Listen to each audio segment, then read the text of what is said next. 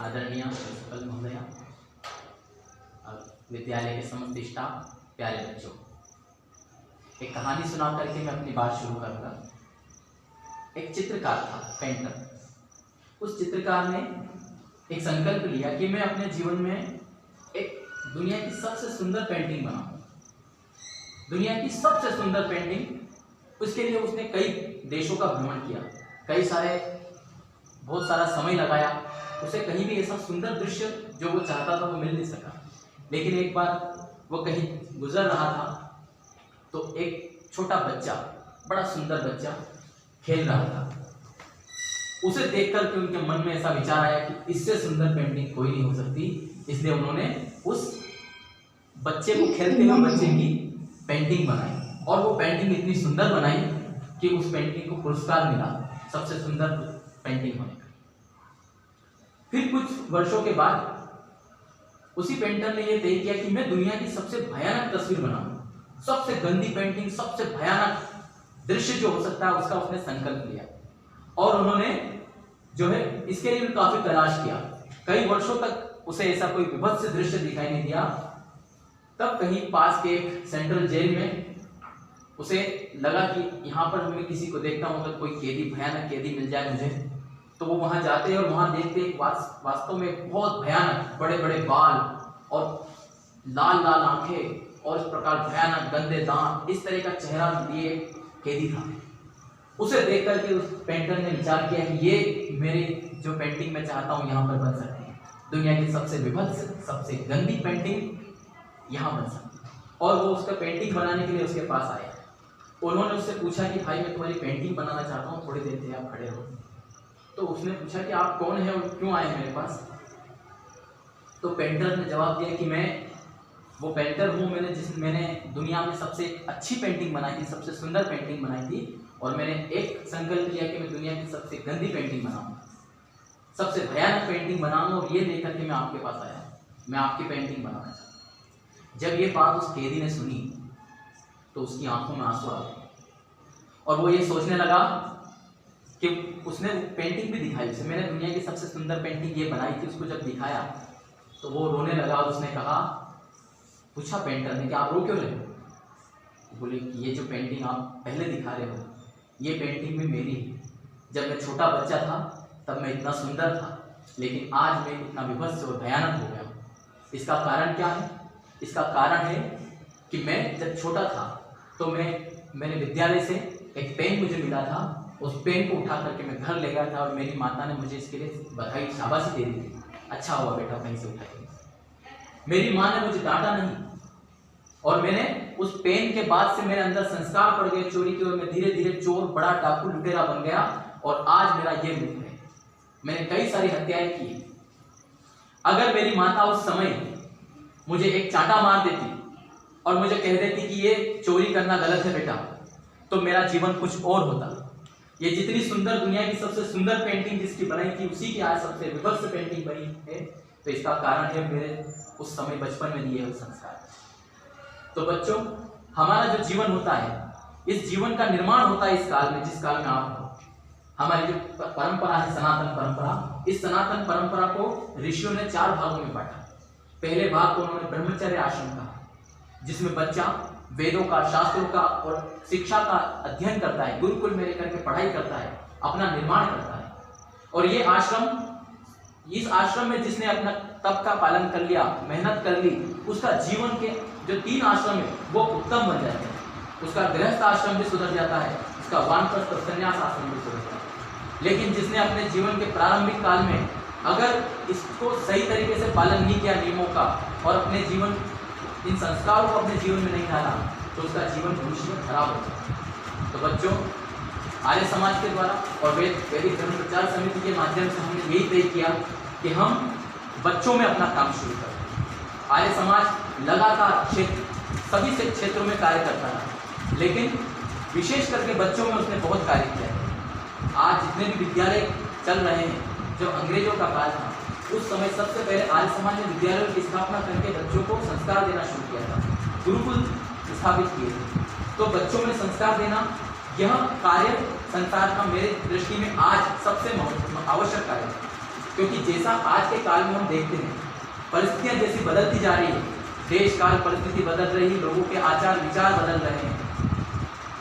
जिस देश में राम और कृष्ण और श्रवण कुमार जैसे बेटे होते थे, आज उसमें ऐसे बेटे हो रहे हैं जो अपने माता पिता को लात देकर घर से बाहर निकाल रहे हैं, अपने माता पिता को वृद्धाश्रम में छोड़ने जा रहे हैं। ऐसे बेटे कहीं कहीं तो अपने माता पिता की हत्या तक कर देते हैं, ऐसे भी आपने समाचार देखे होंगे। ये सब क्यों हो रहा है? इसका कारण वही है, मैंने जो आपको कहानी सुनाई। अगर बच्चों को बचपन से सही संस्कार दिए जाए तो उसका जीवन बिल्कुल सुंदर बनता जाता है।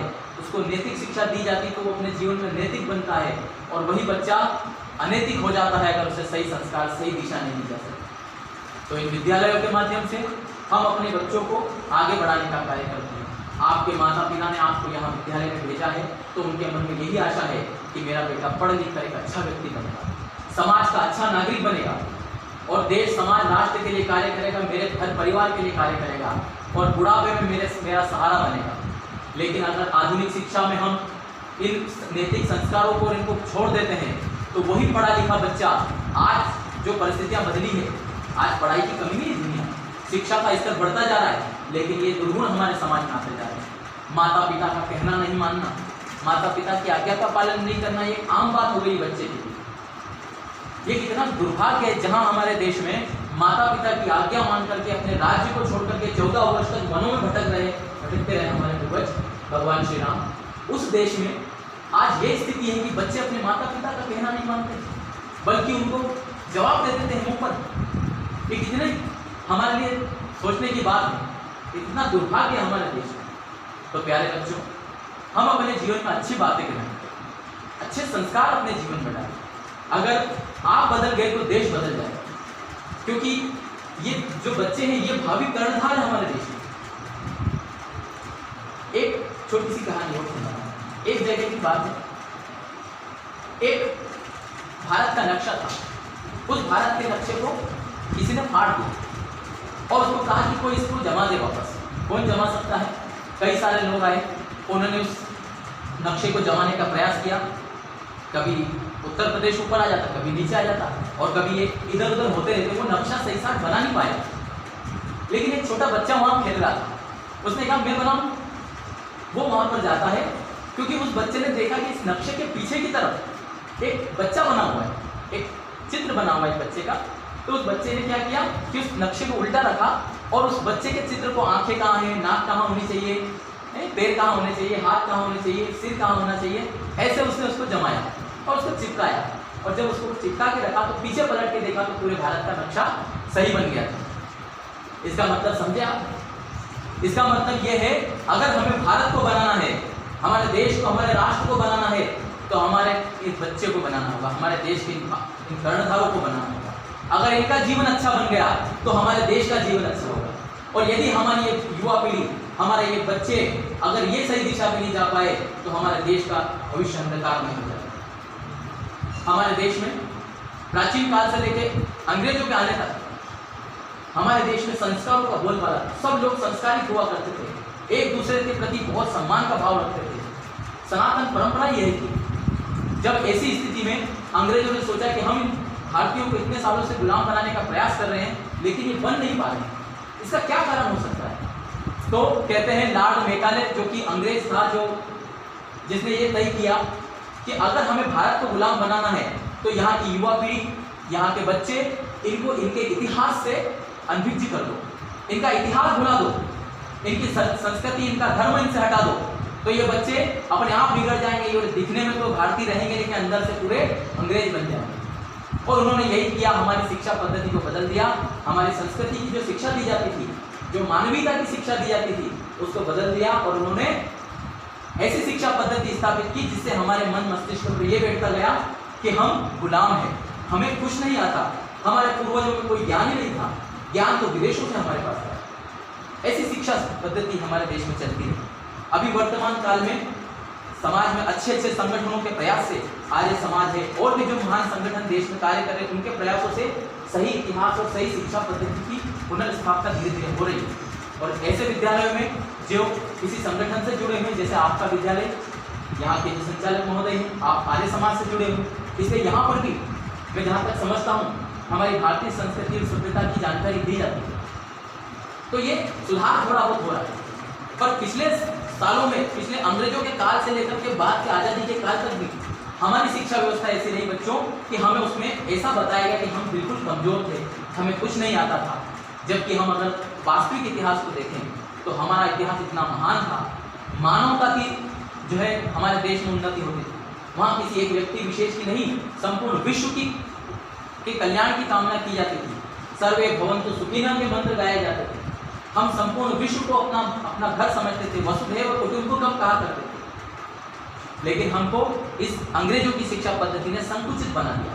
हम अपने ही घर में, आज तो ये परिस्थिति हो गई है, शहरों की ये हालत हो गई है कि अगर 5 माले की बिल्डिंग है तो दूसरे माले पर अगर कोई व्यक्ति मर भी जाता है तो तीसरे माले वाले व्यक्ति को उससे कोई लेना देना नहीं। उसे पता भी नहीं, वो अपनी पार्टी के करता रहता है, उसके घर में पार्टी चलती रहती है और नीचे के माले पे कोई मरा हुआ पड़ा है। ये हमारे विचार हैं, ये कितना दुर्भाग्य है हमारे देश का। इसलिए हमें हमारी भारतीय संस्कृति, हमारे मूल्य, उनको भी अपने जीवन में धारण करना है। तो ये जो संस्कार हमारे हैं, जिन संस्कारों से जो हमारी विरासत हमारे पूर्वज हमें देकर गए हैं, उस विरासत को अपने जीवन में धारण करके ही हम अपने देश को, समाज का कल्याण कर सकते हैं। अन्यथा तो जो आधुनिक शिक्षा है, इसकी तो उन्नति विदेशों में बहुत सारी हुई। उन्होंने बहुत सारी तरक्कियाँ की, बड़े बड़े आविष्कार, बड़े बड़े जो है उन्होंने निर्माण किए हैं, लेकिन वहाँ पर मानवता नष्ट होती जा रही है, मानवीयता का कोई स्थान नहीं रहा। जब उन्हें समझ में आया कि उन्होंने इतनी सुख सुविधाएं अर्जित की लेकिन फिर भी उनके मन में शांति नहीं है, अब उनमें उनको समझ में आ रहा है कि यार इससे हमारी उन्नति नहीं हो सकती, वास्तविक उन्नति तो भारत में हो सकती है, भारत के परंपराओं को, भारत के मूल्यों को जान करके हो सकती है। इसलिए आप देखिए विदेशी लोग आकर्षित होकर हमारे देश की ओर आ रहे हैं। हमारे यहाँ पर जो कार्यक्रम होते हैं, जैसे सिंहस्थ अपने उज्जैन में होता है, उसमें आपने देखा होगा कितने सारे विदेशी लोग हैं। इसका कारण यही कि वो समझ गए हैं कि इस भौतिक उन्नति में ही केवल हमारा सुख नहीं है, हमें अध्यात्म की ओर भी आना होगा, संस्कारों की ओर आना होगा। हमारी परंपराओं की, जो सनातन परंपरा, विश्व की सबसे प्राचीन परंपरा संस्कृति रही है, जो भारतीय संस्कृति रही है, उसकी ओर आना होगा। इसलिए आज दुनिया में भारत की जय जयकार हो। इसलिए मेरा आप सबसे निवेदन है बच्चों, अपने घर परिवार पर अपने व्यवहार को थोड़ा सा बदलो। मैं निवेदन करना चाहता हूँ आचार्यों से, दीदियों से और आपके माता पिता से भी उनसे संपर्क करके आप बताएं कि इन बच्चों को घर पे कुछ अच्छे संस्कार देने का कार्यक्रम करें। अथवा जैसे आर्य समाज है या और संगठन है जो गांव-गांव में जैसे जगह जा करके संस्कार दे रहे हैं, उनको अपने घर पर बुलाएं, कार्यक्रम करवाएं, उनसे प्रेरणा लें। तब हमारी युवा पीढ़ी, हमारे बच्चे सुधर सकते हैं। अन्यथा अगर हमारे बच्चे बिगड़ गए तो हमारा देश नष्ट होगा। तो मेरा आपसे यही निवेदन है कि आप इनको समझें, भारतीय संस्कृति क्या है, हमारे मूल्य क्या है, उनके बारे में थोड़ा सा और चर्चा आपसे करना है। हमारी संस्कृति बच्चों सनातन संस्कृति, क्या कहा मैंने? सनातन, आप बोलिए सब, सनातन संस्कृति। सनातन का मतलब होता है जो हमेशा से, जिसको किसी मनुष्य ने नहीं बनाया। बहुत सारी परंपराएं और जो है रीतियां मनुष्य निर्माण करते हैं। कुछ लोगों ने नए नए नियम बना लिए, उसके हिसाब से वो चलते हैं, बनते रहते हैं। लेकिन एक परंपरा ऐसी जो सनातन काल से चली आती है, उस परंपरा को कहते हैं सनातन परंपरा, सनातन संस्कृति या सनातन धर्म। जो हमारा सनातन धर्म है वो मानवीयता का धर्म है, उसमें मानवता सिखाई जाती है, उसमें संकुचित भाव नहीं सिखाया जाता। हम संपूर्ण विश्व को अपना धर्म माने, ऐसा विचार किया जाता है। तो हम उस सनातन मूल्यों को, सनातन परंपराओं को अपने घर परिवार में, अपने जीवन में डालें, ये निवेदन मैं आपसे करता हूँ। क्योंकि अगर हमारी सनातन परंपराएं नष्ट होती है तो उसका परिणाम हमारा नहीं, विश्व का भी नुकसान होगा। अगर सारे विश्व की रक्षा करनी है तो इस भारत की रक्षा करनी है, क्योंकि भारत ही एक ऐसा देश है जो संपूर्ण विश्व को दिशा दे सकता है। अनादिकाल से ये भारत विश्व गुरु रहा है और सबको दिशा देता रहा है। वर्तमान काल में भी दुनिया भारत की ओर देख रही है। उन सबको लग रहा है कि अगर दुनिया में शांति का मार्ग कोई दिखा सकता है तो एकमात्र ये भारत देश है, ये हमारा जो सनातन वैदिक परंपराओं का देश है, ये दिखा सकता है। दुनिया में अलग अलग प्रकार की परंपराएं चलती हैं, सब परंपराएं अच्छी है अपने स्थान पर, बहुत सी अच्छी बातें भी हैं, लेकिन कुछ कुछ उसमें ऐसी बातें हैं जो मानवता के लिए हानिकारक है। अभी हम देख रहे हैं दुनिया में किस तरह के वातावरण हो रहे हैं। अभी हमने अपने पड़ोसी देशों में देखा किस प्रकार की घटनाएं वहाँ हो रही है। उसका कारण क्या है? उसका कारण वही है कि मैं, बस मेरा राज्य हो, मैं सुखी हूँ, दुनिया को अपना गुलाम बनाऊँ। लेकिन हमारी भारतीय संस्कृति क्या कहती है? मैं किसी की जमीन न लूँ, मैं किसी का न छीनूं, बल्कि मेरे से जितना हो सके मैं परोपकार करूँ, मैं समाज का हित करूँ। समाज का भला करूं, ये भाव हमारी संस्कृति है और यही ईश्वरीय भाव है। इन्हीं भावों से हमारे देश में अनेक महापुरुष उत्पन्न हुए। इन्हीं भावों के कारण, इन्हीं संस्कारों के कारण हमारे देश में इतने महापुरुष हुए कि अगर हम संपूर्ण विश्व के महापुरुषों की गणना करें तो संपूर्ण विश्व के महापुरुष एक तरफ और भारत के महापुरुष एक तरफ रखें तो भारत में ज्यादा महापुरुष। हम अगर नाम गिनाएं तो आप सुबह से शाम हो जाएगी, इतने महापुरुष हमारे देश में। प्राचीन काल से ऋषि मुनियों से लेकर के वर्तमान काल तक अनेक महापुरुष जो दुनिया को दिशा देते हैं, ऐसे महापुरुष हमारे देश में। और बच्चों, वे महापुरुष जरूरी नहीं कोई किसी बड़े घर में पैदा हुए हों, वे छोटे छोटे घरों में पैदा हुए। उन्होंने बहुत सारे कार्य छोटे जीवन करके बड़ी उन्नति को पाया है। अभी हम वर्तमान में देखें, हमारे देश के प्रधानमंत्री भी, उनका जीवन भी कोई बड़ा जीवन नहीं था। क्या करते थे आपको पता है? चाय बेचते थे। चाय बेचने से आज हमने इतनी ऊंची अवस्था को प्राप्त किया, तो इसका कारण क्या है? यही सनातन परंपराओं पर आचरण करना। हमारे देश के पूर्व राष्ट्रपति डॉक्टर APJ अब्दुल कलाम क्या करते थे आपको पता है? पेपर बेचते थे, पेपर बांटने का कार्य करते थे। लेकिन उन्होंने कितनी उन्नति की हमने देखा। वो बहुत बड़े वैज्ञानिक बने। उन्होंने हमारे देश को महाशक्ति बनने के लिए मिसाइलें दी, मिसाइलों का निर्माण किया और भारत के राष्ट्रपति भी बने। और ऐसे महान राष्ट्रपति जो किसी भी धर्म, पंथ, संप्रदाय इनमें नहीं रहे, हर मनुष्य मात्र के लिए सोचते थे। तो ऐसे कब बनते हैं? जब इस भारतीय परंपरा को अपनाते हैं। तो हम सब भी बच्चों अपने जीवन में अपने धर्म, अपने संस्कृति को स्थान दें, क्योंकि आधुनिक समय में लोगों के पास समय की कमी है। आज हम देखते हैं हर व्यक्ति भाग दौड़ में लगा हुआ है, समय की कमी है। लेकिन मैं आपसे निवेदन करना चाहता हूँ कि अगर हमने भाग दौड़ करके बहुत सारे संसाधन अर्जित भी कर लिए तो क्या हम सुखी हो पाएंगे? अगर हमारे जीवन में मूल्य नहीं रहे, हमारे जीवन में, हमारे घर परिवार में हमारे बच्चे बिगड़ गए, तो हमारा वो धन संपत्ति ऐश्वर्य एकत्रित करने का क्या लाभ होगा? हम जिनके लिए करना चाहते हैं, जिन बच्चों के लिए कमाना चाहते हैं, वे बच्चे ही अगर बिगड़ जाएं, वे बच्चे ही अगर गलत मार्ग पर चलने लगे, तो हमारा सारा ये सब करने का क्या महत्व है? आपने पढ़ा होगा, पेपर में भी आया था, टीवी पे भी बताया था। एक फ्लैट में पास के फ्लैट के पड़ोसी को पता चला कि इस फ्लैट से गंध आ रही, गंदी बदबू आ रही। तो वहाँ की जब ताला तोड़ाया गया, पता किया गया, तो पता चला कि वहाँ पे एक माताजी मर के सड़ गई, कंकाल बन गई। तब तक उसके बेटों को पता नहीं कि अपनी माताजी क्या हाल चाल है। वो विदेशों में रहते हैं। उनने एक बार भी फोन करके पता नहीं किया कि मेरी माताजी को क्या हो। उसको कई महीने हुए। ये वास्तविक घटना है हमारे देश। विचार कीजिए कि हम कहाँ जा रहे हैं। अगर हमारी शिक्षा पद्धति हमें इधर ले जा रही है, तो हमारा इस शिक्षा पद्धति पर विश्वास नहीं होना चाहिए। हमारी शिक्षा पद्धति आधुनिक शिक्षा के साथ में सनातन मूल्यों के साथ हो, तो ही हमारी पूर्ण उन्नति हो सकती। अच्छा, हम चाहते क्या? हम सब चाहते क्या? यही चाहते ना, एक सुखी जीवन हो, धन संपदा की उन्नति हो हमारे देश में, हमारा देश अच्छी उन्नति करे और उसके साथ में हमारा जीवन अच्छा हो। लेकिन आजकल की अंधी दौड़ में हम अपने शरीर पर ध्यान नहीं दे पाते। अपने विचारों का प्रदूषण हमारे समाज में हो रहा है। हमारा शरीर, आज हम जब तक कमाने की स्थिति में, रिटायर होने की स्थिति में आते हैं, तब ऐसी स्थिति हो जाती है कि हमने जो कमाया वो सारा हमको डॉक्टर को देना पड़ता है। किस काम की कमाई की बताओ? हमने इसलिए की कि हम दूसरों के घर भरते रहे, अपने परिवार का पेट काटते रहे। तो मेरा ये निवेदन है बच्चों कि अपने मूल्यों को अपनाएं। अपने सनातन परंपराओं में योग एक बहुत बड़ा हमारा जो है साधन है, उस योग को अपनाएं। अगर हम योग को अपने जीवन में अपनाएंगे तो ये परिस्थितियाँ नहीं आएगी कि हम भविष्य में हमें बीमार होना पड़े और ये जो हजारों लाखों रुपए के खर्चे हमारे वो बच जाएंगे। हमको जो दुख होता है, दर्द होता है, वो नहीं होगा अगर हम योग की पद्धति को अपनाएंगे, अपने जीवन में योग को अपनाएंगे। तो हम योग को अपनाएं। आजकल विचारों का प्रदूषण हो रहा है। आज हम देखते हैं फेसबुक के माध्यम से, व्हाट्सएप के माध्यम से, टीवी के माध्यम से, इनका जहाँ सदुपयोग होना चाहिए था, मानवता के लिए इनका कार्य होना चाहिए था, वहाँ पर बहुत से लोग समाज को तोड़ने के लिए, लोगों को बिगाड़ने के लिए इनका उपयोग करते हैं। समाज को तोड़ने के लिए, वैमनस्य फैलाने के लिए इनका प्रयोग किया जाता है। आज ये हमारे देश की स्थिति, जिस देश ने मानवता के लिए कार्य किया, जिसने संपूर्ण विश्व को अपना घर माना, उस देश के लोग आज अपने भाइयों से लड़ने, भिड़ने और एक दूसरे का संहार करने के विचार करते हैं। ये कितनी हमारी दुर्गति है। इसलिए हमें हमारी इस सनातन परंपरा को अपनाए बिना, हमारे मूल्यों को, हमारी संस्कृति को अपनाए बिना न तो हमारे देश में शांति हो सकती है, न विश्व में शांति। इसलिए हम अपने सनातन को पहचानें। अब मैं थोड़ा सा आपको 2 मिनट में सनातन धर्म क्या है और उसके बारे में मैंने उसकी रूपरेखा और सारा आपको बता दिया। जो मानवता के लिए कार्य करे वो सनातन धर्म। सनातन धर्म कोई मत मजहब या पंथ नहीं है।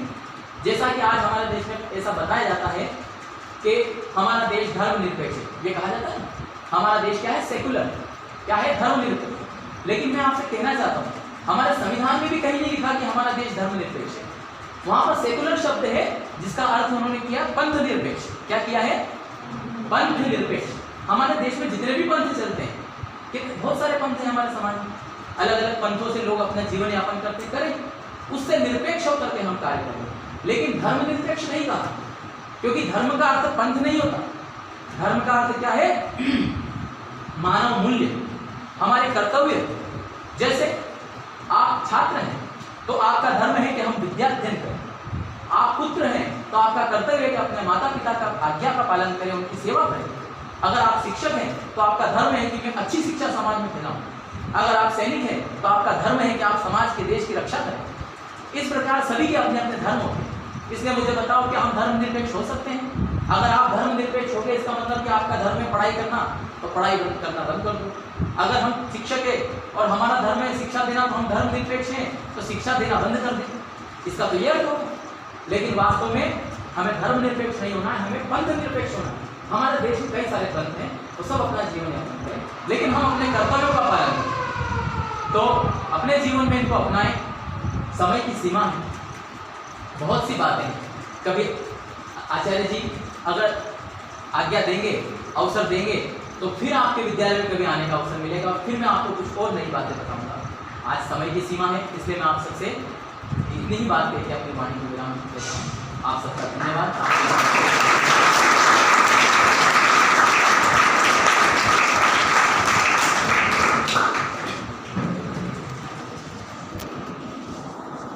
बहुत बहुत धन्यवाद आचार्य जी।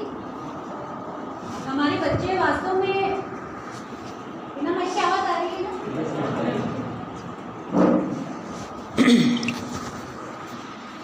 आज जिस परिस्थिति में जो बच्चे पल रहे हैं और सोशल मीडिया और ये सब जो चीज़ें इनके संपर्क में आ रहे हैं बच्चे, तो निश्चित रूप से कहीं ना कहीं अपने जिस रास्ते पर इनको जाना चाहिए वहाँ से भटक रहे हैं। तो आज ये बहुत मतलब वास्तव में आज के समय की बहुत बड़ी मांग है कि हमें अपने जो सनातन धर्म है, हमारी जो प्राचीन संस्कृति है, हमारी भारतीय परंपराएं हैं, उनसे इनको अवगत कराया जाए। और निश्चित रूप से जो आपने जितनी भी बातें इनको बताई, हमको लगता है कि ये कहीं ना कहीं इन बच्चों के मार्गदर्शन में बहुत ज़्यादा सहायक है।